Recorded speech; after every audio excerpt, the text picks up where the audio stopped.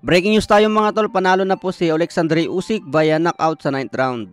So 2 beses nga po niya pinabagsak itong si Daniel Dubois.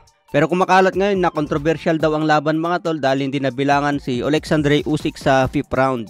Bumagsak kasi itong si Alexandre Usyk matapos tamaan sa body shot. Pero kitang kita sa video mga tol na tinamaan below the belt itong si Alexandre Usyk. Kaya tinawag ng referee na low blow ang patama. Pero maraming fans ang nagsasabi na dapat knockdown daw itong si Alexandre Usyk dahil masyadong mataas yung belt. Masyadong mataas nga ba yung belt ni Usyk mga tol kaya nagmukhang low blow. Pero napakalinis ng patama ni Daniel Dubois dito mga tol, no? Talagang bumagsak din itong si Usyk eh. Sakto lang talaga dun sa belt ni Usyk kaya tinawag ng referee na low blow. Matapos ang medyo mahabang pagpapahinga ni Usyk matapos matumba, bumalik naman itong si Usyk na mas malakas. Pagdating nga po ng round 8 kinamada itong si Daniel Dubois hanggang bumagsak. Pagdating nga po ng round 9 mas naging aggressive si Usyk at tinapos na po ang laban. Sabi ni Usyk pagkatapos ng laban mga tol nakahanda na daw siya kay Tyson Fury. Sana may kasa daw ito next fight. So base sa naging performance ni Usyk mga tol, okay naman yung galawan niya. Nagkaroon lang talaga ng controversial dahil dun sa low blow. Makikita naman po natin dun sa slow motion na talagang naisakto dun sa belt ni Usyk.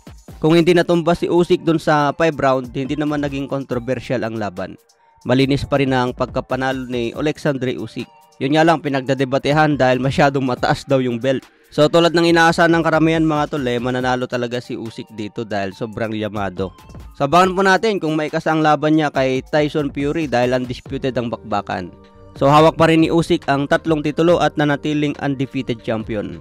Sa ibang banda naman, Terence Crawford talagang gusto makalaban si Canelo Alvarez. Sabi nga po ni Crawford mga tol, that would be my opportunity to show everybody how great Terence Crawford really is. If Canelo accept my challenge and I come up to 168 pounds to challenge him for undisputed in his weight, then I'm just show everybody.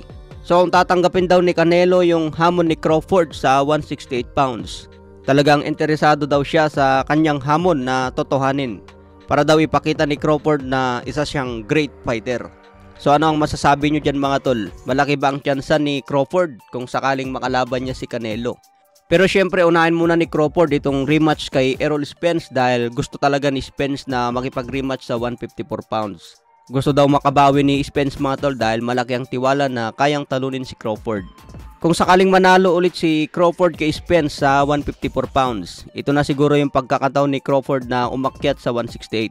Pero isang napakahirap na mission ito para kay Crawford mga tol, no?